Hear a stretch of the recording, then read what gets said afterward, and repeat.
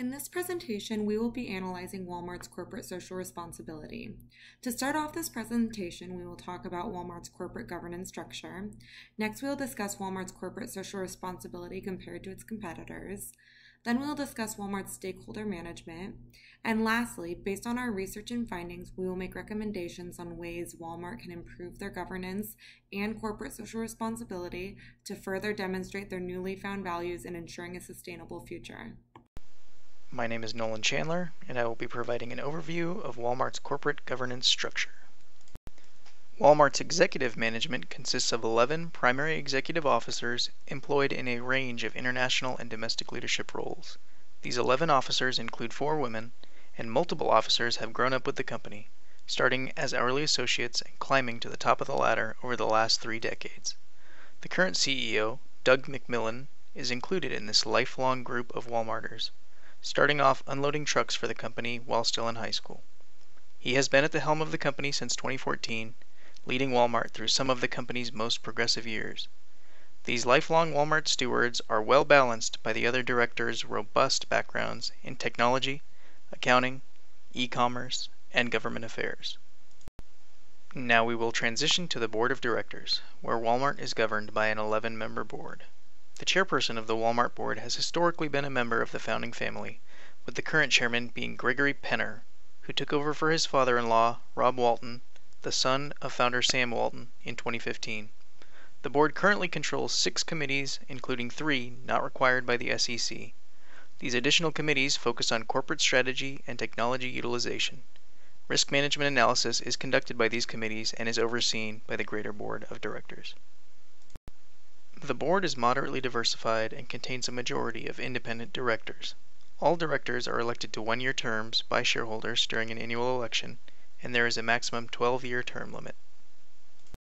There is a strong display of financial expertise on the Walmart board, with 5 of the 11 directors having been previously involved in senior management roles in the accounting or finance industries. Walmart's corporate governance model appears to be doing all the right things, working towards increasing director and executive accountability and diversity. However, their excellent presentation on their investor relations site is not quite indicative of their past, having been involved in a significant scandal alleging bribery to foreign officials in 2012. These violations of the Foreign Corrupt Practices Act were allegedly followed by a cover-up scheme stemming from Walmart's corporate headquarters in Bentonville, Arkansas. The charges have since been settled with the SEC and DOJ, but that settlement does not quite erase the unease felt by investors in the ability and competency of Walmart's governance. Ideally, these fears were addressed in some way by Walmart's 2019 transformation, moving from a CSR perspective to an ESG, environmental and social governance standpoint. Through this new lens, Walmart has shifted its corporate culture by displaying an increased emphasis on stakeholders, as well as taking a progressive corporate stand on issues such as the environment and gun control.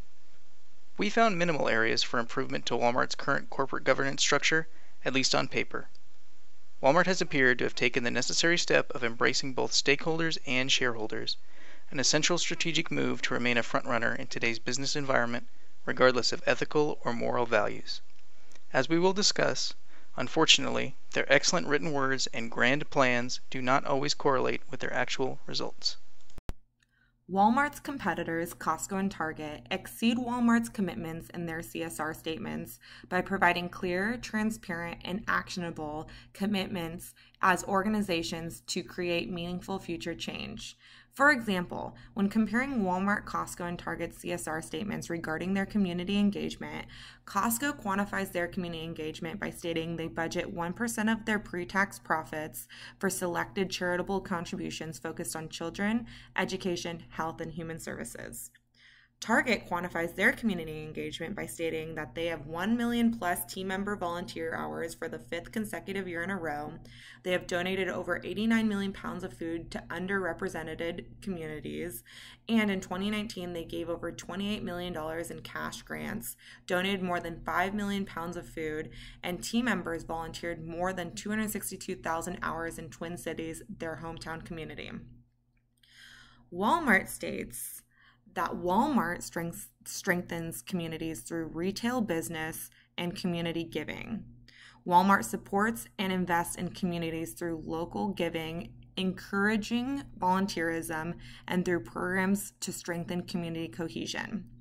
In Walmart's statement, they clearly lack quantifiable ways of reaching their CSR objectives. My name is Kira Cleveland, and I'll be addressing Walmart's commitment to stakeholder wellness from the perspective of planet and suppliers.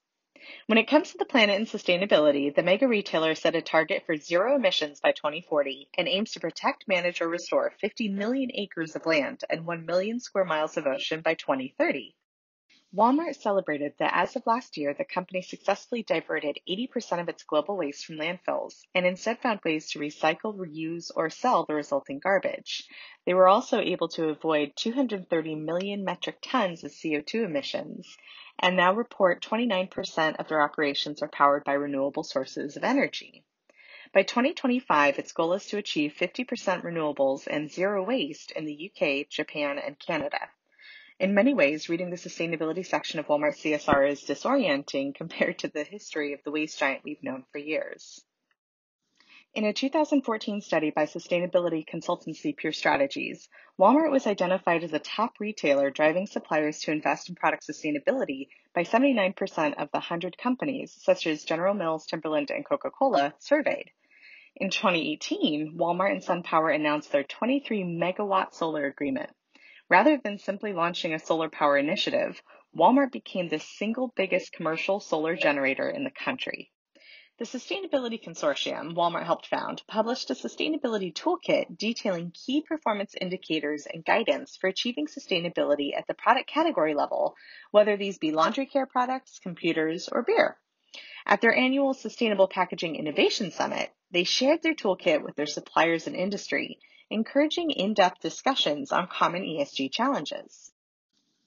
Within its suppliers, Walmart has had a number of ethical issues throughout the years.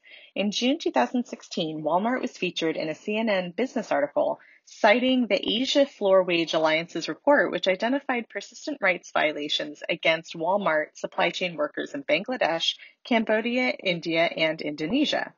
Reported issues ranged from sexual harassment, highly exploitive worker contracts, unsafe working conditions, denial of benefits, low wages, and penalties for pursuing unionization.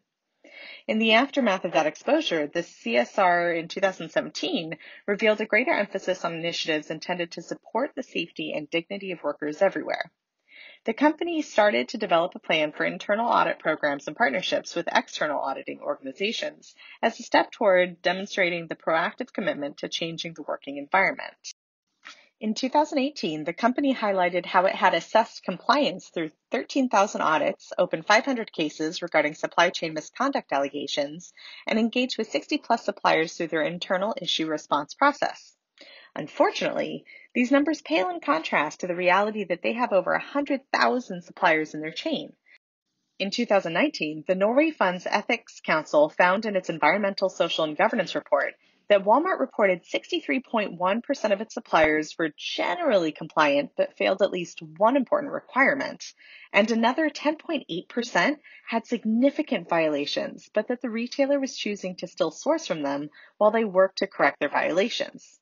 Furthermore, since 2012, Walmart has ceased business relationships with only 30 of its 100,000 suppliers on the basis of serious human rights standard breaches. When shareholders invest in a company, they are trusting that the management team and board of directors deliver on their promises. In the past, Walmart has been known to maximize shareholders' wealth, but at the expense of ethical practices. These unethical practices have led to lawsuits that in turn lead to dips in shareholders' ROI, return on investment.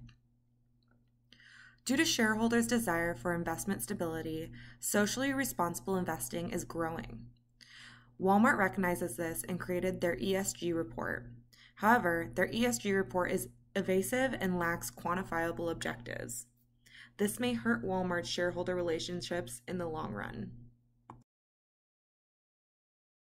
My name is Lucia Appel, and in this section, I'll talk about stakeholders, employees, customers, and the community. As much as Walmart does right in the business sense, it seems to do wrong when it comes to the most vulnerable stakeholders. Employing over 2.2 million people, Walmart is the largest private employer in the world.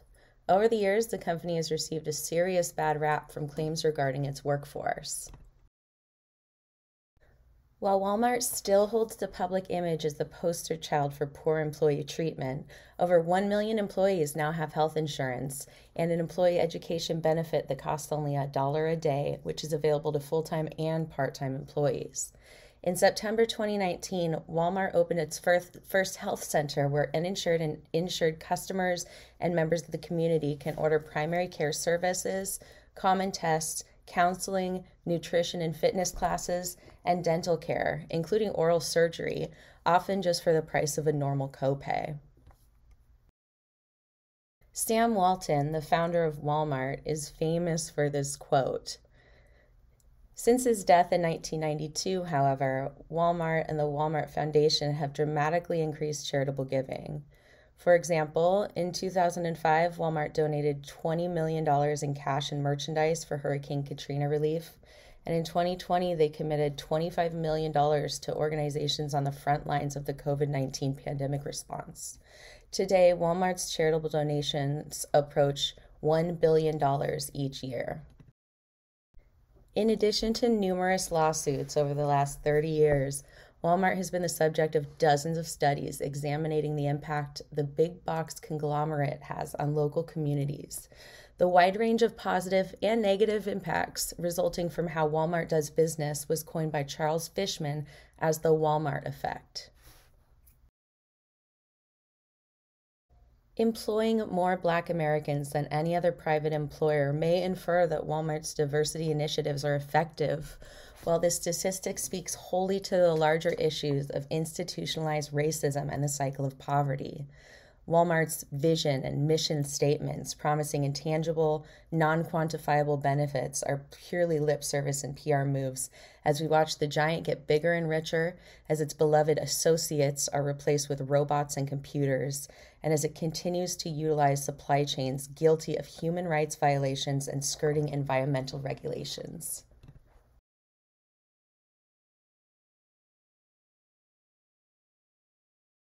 Walmart still has a lot of work to do to try to counteract some of the damage that's been done to our society and even our global market at large. They can start here in America by demanding that the minimum wage is raised. Although historically, Walmart has a less than admirable reputation as a corporate citizen, their 2019 ESG does shine some light on hope for Walmart's future endeavors. Some recommendations we have for Walmart are to include less passive language and more actionable language in their ESG, and to avoid verbiage like encourage, strive to make, taken into consideration, etc., and to replace this verbiage with quantifiable objectives that reflects a more strategic outlook that increases transparency for their stakeholders. Aggressive CSR engagement from Walmart, a company that pulled in $524 billion in revenue last year and had a net income of $14.9 billion, will not only improve their brand image and reputation, but will also increase the organization's bottom line, will help with investor relations, and most importantly, will have an overall positive impact on society. Thank you.